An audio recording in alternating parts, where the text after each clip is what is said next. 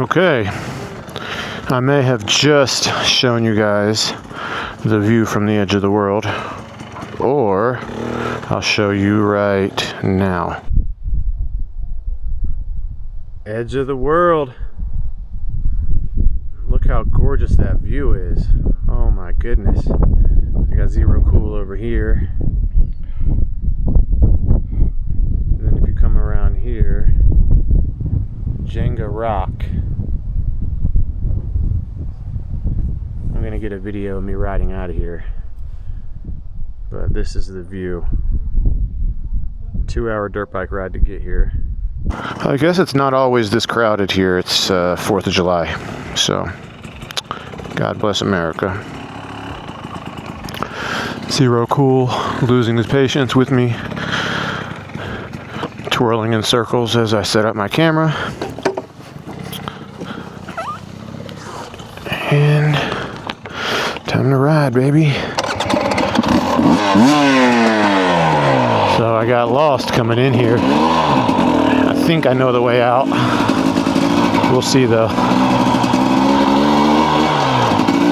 But because I got lost, Zero Cool is gonna follow me out.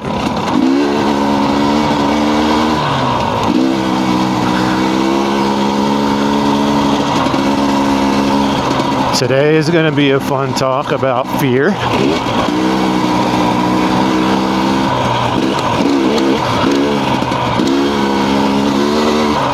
We're going to move on to different aspects of it from the previous videos.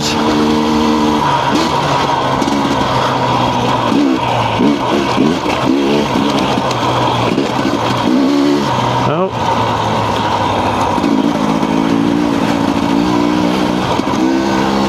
Tourist.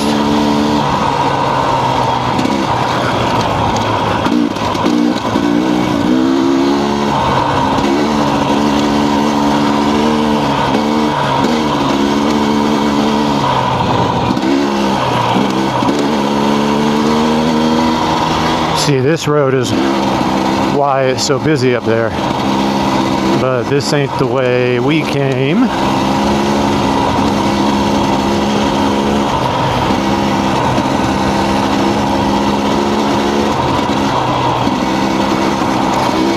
I think sometimes the fear can be so overwhelming that it pulls us down into this dark place where everything looks so bleak.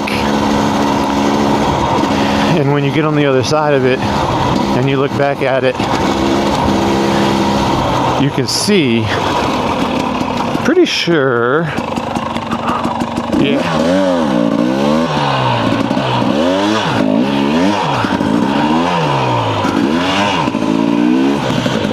The other one we came out had a tree stump.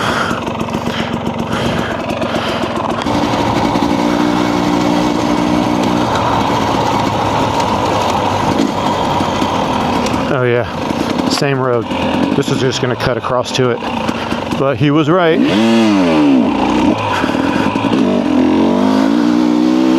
Okay. Back to what I was saying. It's when you come out on the other side of that fear and you look back at it.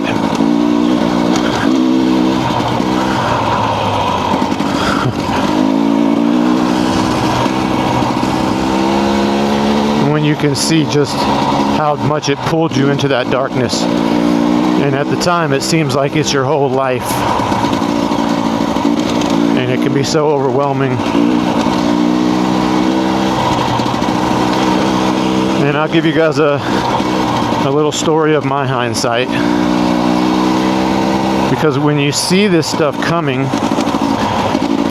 currently in my life, which isn't perfect by any means, and one day I'll share my current events, but they're just a little too current to talk about.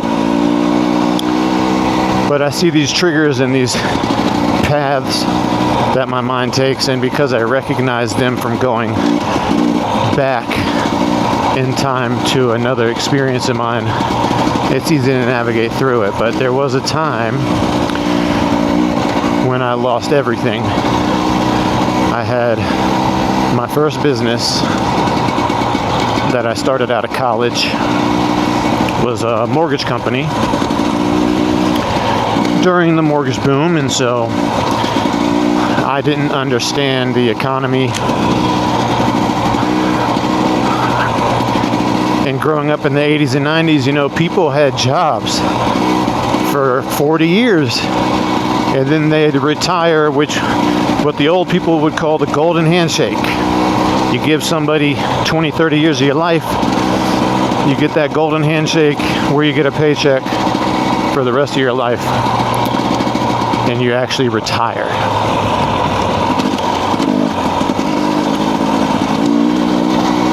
What a joke. Because in my lifetime, you're lucky to get 2 years anywhere. The economy has been so up and down, pandemics. I mean, 2 years is like, you're lucky to have it. Anyway, going back to my mortgage company, I thought that I went from being poor, whew, that was fun, to being rich. And I really thought that I was going to be rich for the rest of my life. And then out of nowhere, the mortgage industry crashes. And all I've done is put myself in debt because I thought that I was going to be making 50 grand a month permanently.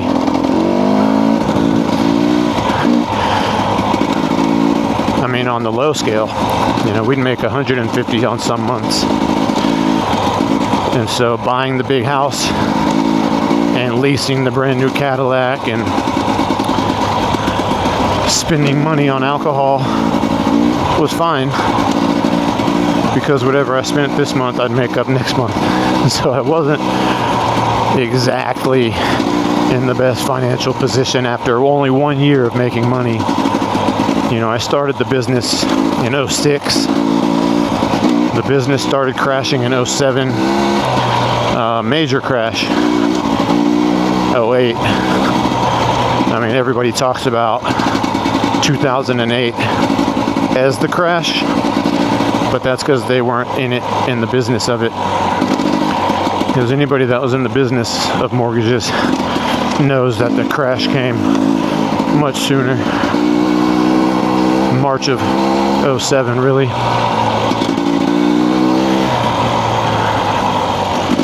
So,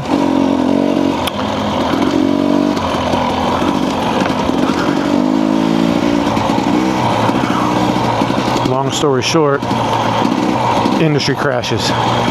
Not only am I not making any money, but I have to pay for my office space, for my telephone lines, for the leads that were still coming in, the credit pools we were still doing, my own mortgage and car payment.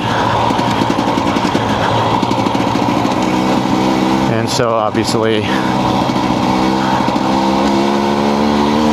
I did not survive that crash.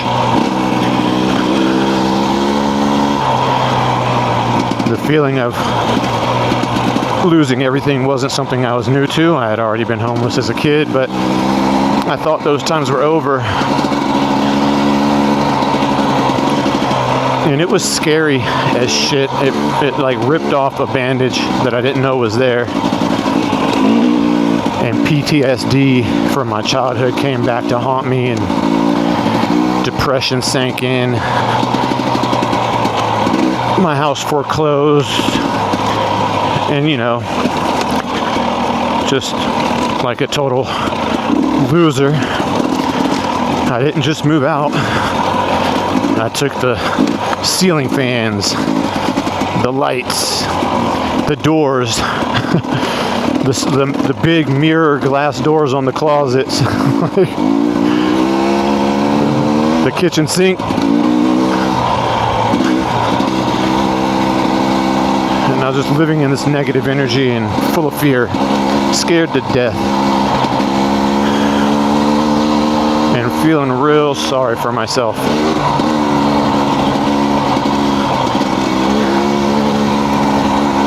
what's funny is I didn't even notice my blessings. Aside from my attachment to wealth and wanting to own a big house and a fancy car, which I did keep the Cadillac, by the way. I got behind on a few payments, but managed to avoid repossession.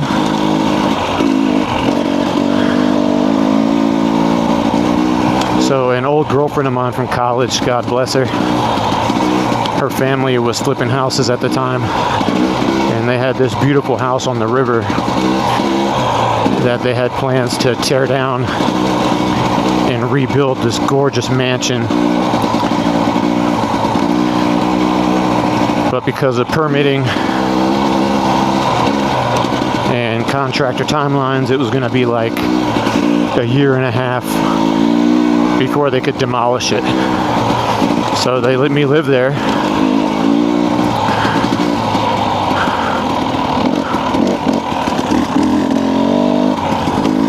Not sure if this is the way.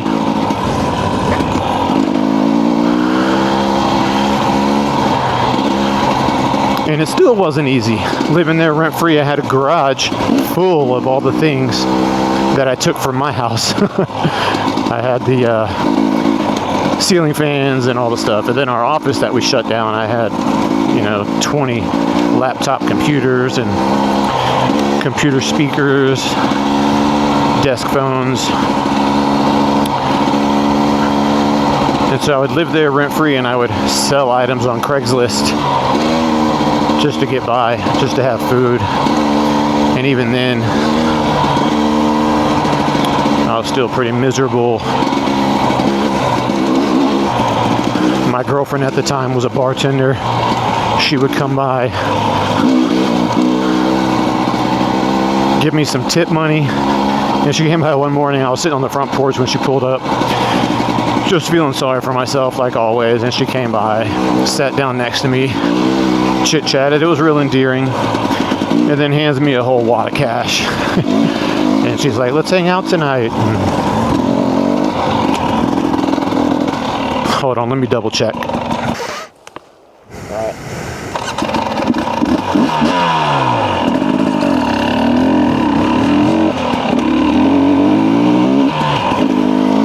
Okay. I had to stop and check the map. This is not the way I came in. Look at that. Oh my God. What a beautiful omen to just get escorted out by the most gorgeous hawk. Wow. Life is good. Okay, so I checked the map. This isn't the way I came in, but it's going to lead to the way out. So yeah, I was so full of fear and so scared that I'd be a loser my whole life. And of course, I grew up homeless, and then I finally built a successful business, and I didn't fail it. I was doing everything right. My employees loved me. My business partners were stoked. And just, of course, just perfect for my life. The industry crashes. Like, what in the hell? So, I didn't realize my blessings. I didn't realize that this amazing woman, my ex-girlfriend, we lived together in college. We were kind of married, cohabited in college, shared the bills and the rent and the groceries, and it was a beautiful experience. It didn't work out because we were just young, but it was still beautiful. And for us to remain friends, and for her to offer her family's house, like, what a blessing, what a beautiful, like, if the shiny ones and the angels in heaven are on anybody's side, they're definitely on my side. But I didn't see that. All I saw was that I had lost my business, and I'm so pathetic. And I really just allowed myself to sink into this hole. And, it didn't show up. I didn't mope around feeling sorry for myself on the outside.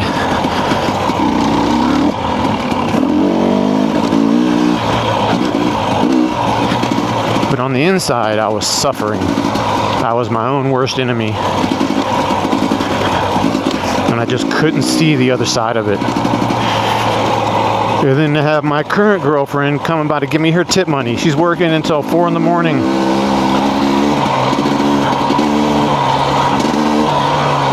Just really beautiful. And, I remember all these angels that helped me, and I help people now whenever I can, which is why I end all my videos saying, help when you can. But when the fear grips you, it's so hard to see the blessings and to really understand that you're being given gifts and you're being forged for something greater. And I don't know what it was, but for some reason I wasn't meant to come into an abundance of wealth in my early 20s. It just wasn't for me. I know some people who have done that, and I'm very happy for them. And I also know some people who didn't get rich until they were in their 40s, 50s, 60s, 70s. We all have our own path. And now when I look back, those times were so real. I had real friends because I had nothing to offer except for what was inside of me.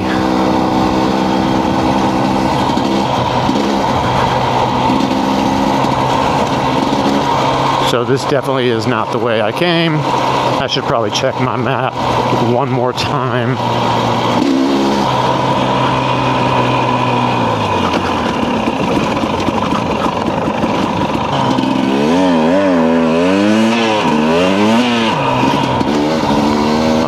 Quick turnaround. We don't want to be on a forest road. That's not what we bought dirt bikes for. There's a right turn up ahead.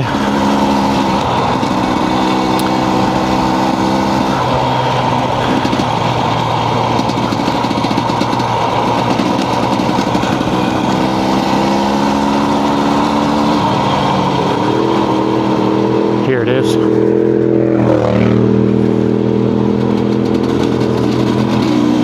There we go.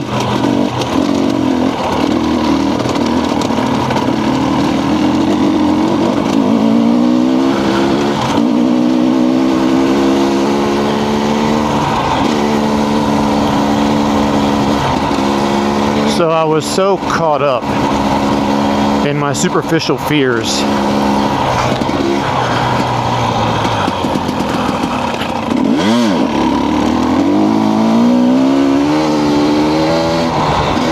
that I couldn't see my own blessings. I couldn't focus on the moment. I couldn't have gratitude for the little things. My beautiful pit bulls, my lady, my family.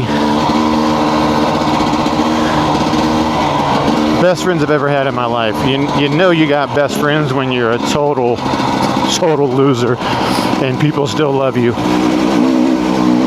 You know, the worst part of my life was one of the best parts. Big house, Lamborghini, nice clothes, fakest friends, worst girlfriends. Total downward spiral of my life as far as real goes. Fakest shit ever. That's why I moved to the mountains. But I think I'll end it there with just a little anecdotal story about falling into fear and not noticing my blessings. I've got more I want to talk about, but for the sake of a short video, I think we'll end this one here. I'll pick back up on some deeper stuff. We'll go further into it on the next video. So, if you're listening, still, all my love and respect go to you. I really appreciate you more than you could ever know. Be good. Do good things. Help people when you can. Woo! And if you're listening to this, you are the resistance. Peace.